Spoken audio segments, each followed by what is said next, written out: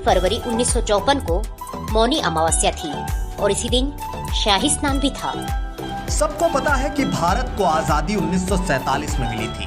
साल 1954 में पहली बार आजाद भारत के प्रयागराज को, जो कि तब इलाहाबाद के नाम से जाना जाता था, वहां कुंभ का आयोजन होने वाला था। हालांकि 1948 में अर्ध कुंभ का आयोजन हो चुका था, क्योंकि कुंभ 1954 का आयोजन खुद प्रधानमंत्री जवाहरलाल नेहरू के शहर इलाहाबाद में हो रहा था। तो इसमें नेहरू की निजी रुचि भी थी, लेकिन दूसरे शाही स्नान में खुद नेहरू के शामिल होने के फैसले ने प्रयागराज में लाशों का ढेर लगा दिया। इन घटनाओं को कांग्रेस की सरकारों ने दबाने के भरसक प्रयास किए। यहाँ तक कि इस 1000 लोगों के मारे जाने की घटना को कुछ भिखारियों की मौत तक कह डाला। लेकिन आनंद बाजार पत्रिका के एक पत्रकार की वजह से ये पूरा काला राज खुल गया। सबूत के तौर पर तस्वीर भी छप गई। इससे पहले अगर आपने हमारे चैनल को सब्सक्राइब नहीं किया है तो सब्सक्राइब कीजिए। यही पहल उत्तर प्रदेश में एक विश्वविद्यालय की स्थापना हुई। इसी वजह से ये नगर उत्तर प्रदेश की शिक्षा और सभ्यता का केंद्र माना जाता है। पंडित मदन मोहन मालवीय, पंडित गोविंद वल्लभ पंत और अनेक प्रतिभाशाली व्यक्ति इसी विश्वविद्यालय की देन हैं, जिन पर आज देश को गर्व है। ये है हमारे प्रधानमंत्री पंडित जवाहरलाल नेहरू का निवास स्थान, आनंद भवन। भारतीय राजनीति का ये एक प्रमुख केंद्र रहा है। इस नगर को तीर्थराज प्रयाग भी कहते हैं। यहीं गंगा और जमुना का संगम है। इसी संगम में गुप्त सरस्वती नदी भी आकर मिलती है। इसीलिए इस स्थान को त्रिवेणी संगम कहा जाता है। त्रिवेणी बहुत पुराने जमाने से भारत का एक पवित्र स्थान माना जाता है। सृष्टि की रचना की शक्ति प्राप्त करने के लिए यहाँ ब्रह्मा ने यज्ञ और तपस्या की। लक्ष्मी की प्राप्ति के लिए विष्णु ने भी यहीं तपस्या की। यहीं स्नान करके भगवान शंकर ने त्रिपुर राक्षस के वध करने की शक्ति प्राप्त की और यहाँ महात्मा बुद्ध ने संसार को सत्य का संदेश भी सुनाया।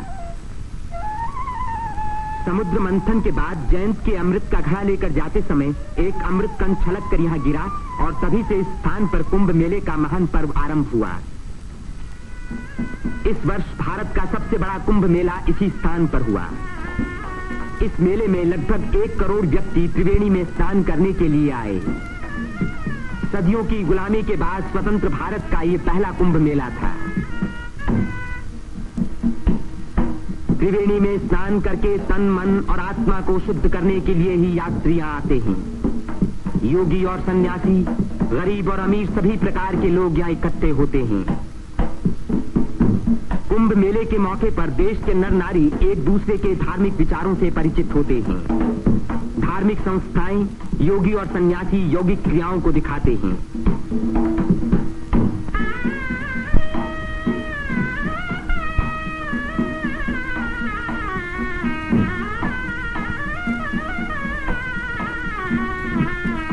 धार्मिक विचारों पर तर्क वितर्क होते हैं और देश के गौरवपूर्ण प्राचीन रहस्यों का उद्घाटन होता है। यहाँ के सुंदर दृश्य प्राचीन भारत की महत्ता की याद दिलाते हैं।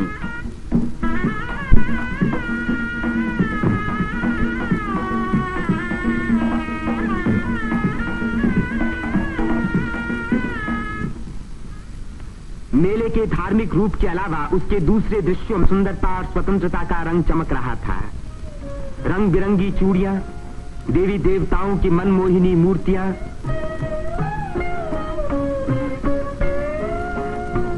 हरी जपन की मालाएं, सिंदूर और चंदन के ढेर, औरतों के साज श्रृंगार, बच्चों के खेल खिलौने, लाल बुझक्कड़ मिट्ठू मियां। तीर्थयात्रियों की सुविधा और सुरक्षा के लिए और स्वतंत्र भारत के इस महान पर्व को सफल बनाने के लिए उत्तर प्रदेश सरकार ने अपनी ओर से कोई कसर उठा न रखी। मेला शुरू होने के कई महीने पहले से ही सरकार की ओर से तैयारियां शुरू हो गई थीं। उबड़ खाबड़ जमीन को समतल बनाने के लिए बुलडोजर जैसी बड़ी बड़ी मशीनों से जमीन की सतह ठीक की गई।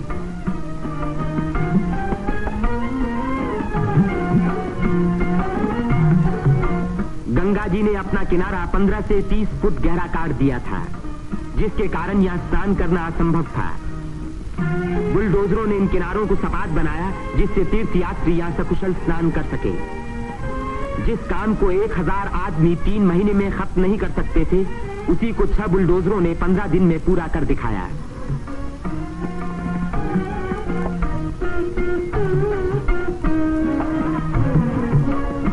फौजी इंजीनियरों ने सड़कों पर बिछी रेलवे लाइनों के ऊपर पुल बनाने में बड़ी मदद की।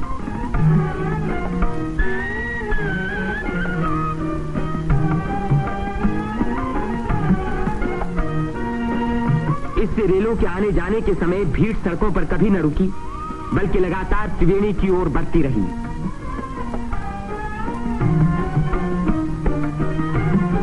जगह की कमी के कारण ज्यादा लोगों के रहने का इंतजाम गंगा के पूर्वी तट पर झूसी की ओर किया गया। वहां से शेष मेले तक आने के लिए भारतीय सैनिकों और उत्तर प्रदेश सरकार के सार्वजनिक निर्माण विभाग ने पीपों के 6 पुल बनाए। कुंभ मेले के इतिहास में यह पहला मौका था जबकि यहां बिजली लगी। 1000 बिजली के खंभे लगाए गए, जिनके लिए 160 मील से अधिक लंबी तार लाइन इस्तेमाल हुई। उत्तर प्रदेश के स्वास्थ्य विभाग ने यहां सफाई का बड़ा अच्छा बंदोबस्त किया। चारों तरफ मशीनों से लगभग 250 मन डीडीटी का भारी छिड़काव किया, जिसके कारण मेले में मच्छरों व मक्खियों का नामो निशान बाकी न रहा। मेले के आरंभ से ही सरकार ने हैजे के टीके लगवाने का प्रबंध किया। यात्रियों को सलाह दी गई कि वे मेला क्षेत्र में आने से पहले टीके लगवा लें। कदाचित इसी व्यवस्था के कारण मेले के मौके पर कोई भी रोग नहीं फैला। इतनी भारी भीड़ भाड़ के मौके पर आमतौर से दुर्घटनाएं हो जाया करती हैं। इन दुर्घटनाओं का सामना करने के लिए उत्तर प्रदेश सरकार ने चिकित्सा एवं स्वास्थ्य विभाग की एम्बुलेंस गाड़ियों से घायल और बीमार यात्रियों को तुरंत अस्पताल पहुंचाने का पूरा प्रबंध किया। 9 अस्थायी अस्पताल देरों में खोले गए, जिनमें 228 रोगियों को रखने का इंतजाम था। गरीब रोगियों को खाना मुफ्त में दिया गया। राशनिंग विभाग ने यात्रियों की सुविधा के लिए यहां आटा, शक्कर, मिट्टी का तेल और अन्य जरूरी सामान का भारी स्टॉक जमा किया, जिससे इन चीजों की कीमतें न बढ़ पाईं। इसी प्रबंध के कारण हर व्यक्ति को सस्ते मूल्य पर अपनी इच्छा का खाना मिल सका।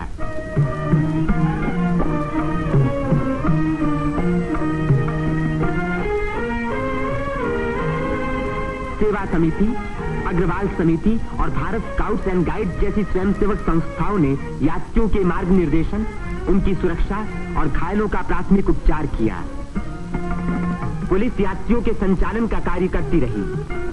आने जाने के लिए अलग रास्ते रखे गए। भीड़ को काबू में रखने के लिए चलते फिरते वायरलेस सेटों का इस्तेमाल किया गया।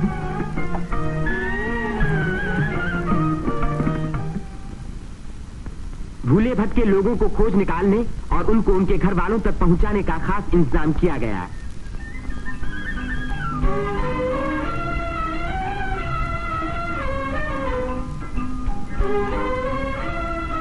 मेले में लाउड स्पीकरों का एक जाल बिछा दिया गया, जिससे भटके हुए लोगों का नाम पुकार पुकार कर उनको एक स्थान पर इकट्ठा किया गया। मेले के आरंभ होते ही उत्तर प्रदेश के मुख्यमंत्री पंडित गोविंद वल्लभ पंत ने मेले के बंदोबस्त का मुआयना किया। इस तीर्थ स्थान पर जमा हुए लाखों मेहमानों के सुख सुविधा की उन्हें बड़ी चिंता थी।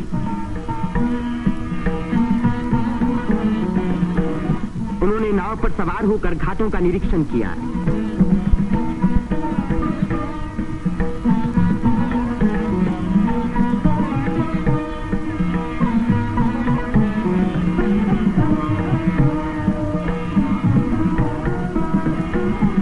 उन्होंने पीपे के पुलों को भी देखा।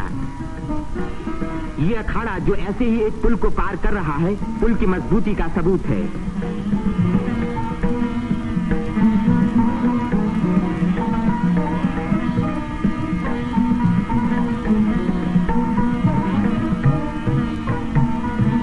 हमारे प्रधानमंत्री पंडित जवाहरलाल नेहरू ने भी मेले के इंतजाम का निरीक्षण किया। वे सड़कों पर घूमे और पुलों पर भी गए।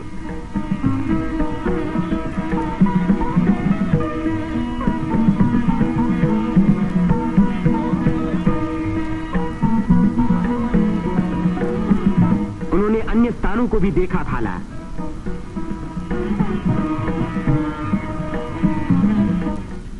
भारत के अन्य लाखों व्यक्तियों की भांति हमारे राष्ट्रपति श्री राजेंद्र प्रसाद ने भी त्रिवेणी में स्नान किया। इस दिन अपार जनसमूह यहाँ इकट्ठा था।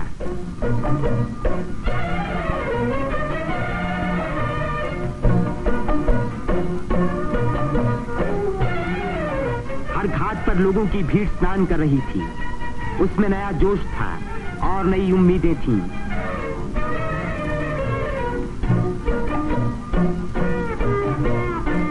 ये दृश्य जाहिर कर रहा था कि इस भीड़ की महान रचनात्मक शक्ति के कारण देश का भविष्य उज्जवल है। उसकी इसी शक्ति के कारण हमारी उन्नति के बड़े से बड़े कार्य अवश्य सफल होंगे। जिस स्थान पर मनुष्य और देवताओं ने यज्ञ किए और भविष्य का संकल्प किया, उसी स्थान पर इन नर नारियों ने आज भारत को फिर से बलवान और सुखी बनाने की प्रतिज्ञा की और भारत की स्वतंत्रता को अमर रखने के लिए अपने शरीर में एक नए प्राण को जन्म दिया।